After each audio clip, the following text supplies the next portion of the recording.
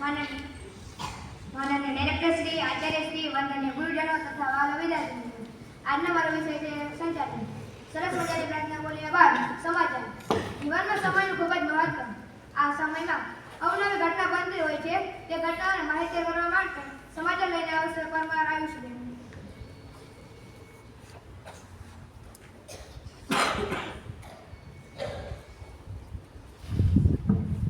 નમસ્કાર. અહીં ઉપસ્થિત ડાયરેક્ટર મેડમ, આચાર્ય શ્રી, વંદનીય ગુરુજનો તથા આ શાળામાં અભ્યાસ કરતા વિદ્યાર્થી ભાઈઓ તથા બહેનો, આજનો મારો વિષય છે સમાચાર. તારીખ 20/9/2025 રાત શનિવાર. સમાચાર નંબર 1. આજે પીએમના જીવન કથન પર નમોત્સવ કાર્ય કર્યું. સમાચાર નંબર 2. જામનગરમાં મેગા ગરબાના આયોજકોને મળી પોલીસ તંત્રનું સુરક્ષા આયોજન. સમાચાર નંબર 3. ખંભાળિયા ખાતે ભક્ત કવિ નરસિંહ મહેતા યુનિવર્સિટી દ્વારા સપ્તક યુવક મહોત્સવ યોજાયો. સમાચાર નંબર 4. ભાવનગર ડિવિઝનને 7 ટ્રેનો હવે જેતપુરના નવાગઢ ખાતે ઊભી રહેશે. સમાચાર નંબર 5. કોરોના કાળથી બંધ કરાયેલી ટ્રેનો ફરી શરૂ ન થતા નોકરિયાતો પરેશાન. આભાર. ત્યારબાદ ગીતાજીના શ્લોક. ભગવદ્ ગીતામાં શ્રી કૃષ્ણ કહ્યું છે કે માણસનો કર્મ ઉપર અધિકાર છે, તેના ફળ ઉપર નહીં. તો આવો જ ગીતાજીના શ્લોક લઈને આવશે ભગવદ્ ગીતા.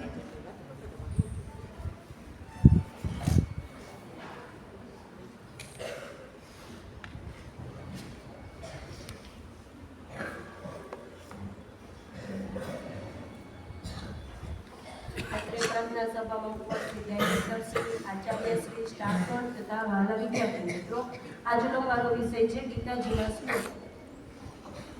અધ્યાય પહેલો, શ્લોક નંબર 22. યાવદેતા નિરીક્ષેન યોધુ કામાન વસ્તિતાન કૈમર્યા સહ યોતવ્યમિસ્મન રણસમુદ્યમ. એટલે કે અર્જુન કહે છે, જ્યાં સુધીમાં રણભૂમિમાં ભેગા થયેલા યુદ્ધની અભિલાષા રાખનારા આ વિપક્ષી યોદ્ધાઓને સારી પેટે હું જોઈ ન લઉં કે આ યુદ્ધમાં મારે કોની સાથે લડવાનું છે એવું જોઈતો ન. શ્લોક નંબર 23. યોત્સ્ય માનન વેક્ષેન ય એત્રેત સમાગતા ધાર્તરાષ્ટ્રસ્ય દુર્બુદ્ધિ યુદ્ધે યચિકિત્સવ. અર્થાત દુર્બુદ્ધિ દુર્યોધનનું યુદ્ધમાં હિત ઈચ્છનારા જે રાજાઓ આ સૈન્યમાં આવ્યા છે તે સૌ યુદ્ધ કરનારાઓને હું સારી રીતે જોઈતો ખરો. ત્યારબાદ સંજય બોલે છે, શ્લોક નંબર 24.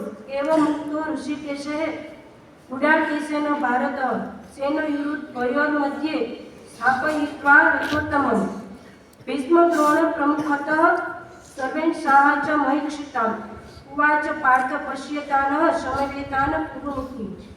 એટલે કે સંજય બોલ્યા કે ધૃતરાષ્ટ્ર, ઉડાકેશ, અર્જુન દ્વારા આ પ્રકારે કહેવાયેલા ઋષિકેશ શ્રી કૃષ્ણચંદ્રે બંને સેનાઓની મધ્યમાં ભીષ્મ અને દ્રોણાચાર્યની તેમજ સમસ્ત રાજાઓની સામે ઉત્તમ રથને ઊભો રાખીને આ પ્રમાણે કહ્યું, હે પાર્થ, યુદ્ધ માટે એકઠા થયેલા કૌરવોને તો જો.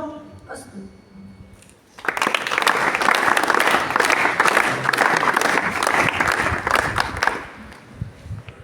આભાર.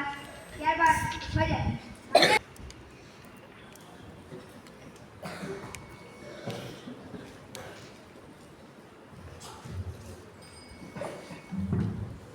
માનનીય ડાયરેક્ટર મેડમ, આચાર્ય શ્રી, વંદનીય ગુરુજનો તથા આ શાળામાં અભ્યાસ કરતા વિદ્યાર્થી ભાઈઓ તથા બહેનો, આજનો મારો વિષય છે ભજન.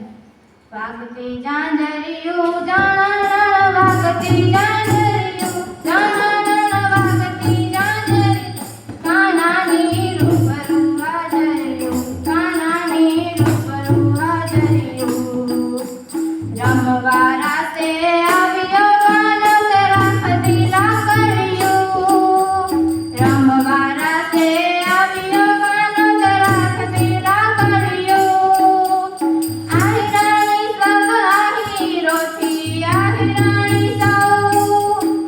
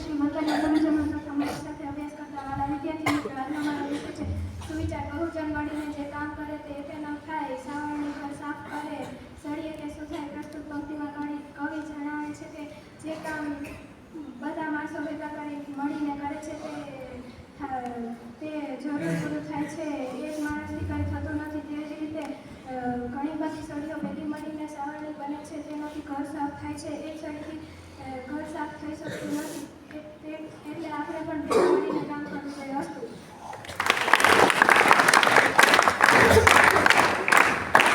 લેપ કેમ નથી વાગતી ભાઈ? બોરે છે. હાલો. ત્યારબાદ જાણવા જેવું આ જગતમાં વિજ્ઞાન અને ટેકનોલોજીનો છે એમાં નવું જાણવું ખૂબ જ જરૂરી છે. આવું જાણવા જેવું લઈને આવશે બનશે. માનનીય ડાયરેક્ટર શ્રી આચાર્ય શ્રી વંદનીય ગુરુજનો તથા આ શાળામાં અભ્યાસ કરતા વિદ્યાર્થી ભાઈઓ તથા બહેનો, આજનો મારો વિષય છે જાણવા જેવું.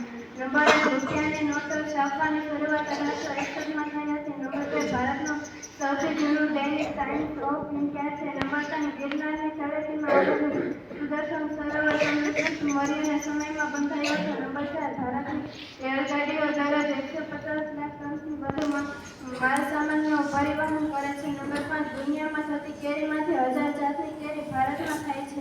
નંબર 6, દુનિયાની 76% હળદર ભારતમાં છે. નંબર 7, શેરડીના ઉત્પાદન ભારત દુનિયામાં પ્રથમ ક્રમે છે. દેશની 45% શેરડીનું ઉત્પાદન ઉત્તર પ્રદેશમાં થાય છે.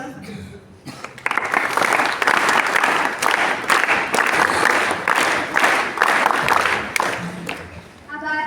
ત્યાર પછી આપણા દેશમાં ઘણા મહાન વ્યક્તિ થઈ ગયા છે એના વિશે દિન વિશેષ લઈને આવશે વ્રતભાઈ.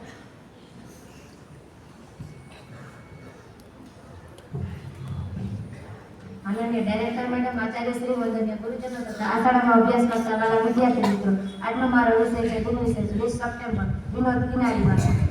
ઈસવીસન 1942ની આઝાદીની ચળવળમાં ગુજરાતના પ્રથમ શહીદ એટલે વિનોદ કિનારીવાલા. તેમનો જન્મ 20/9/1942ના રોજ થયો હતો.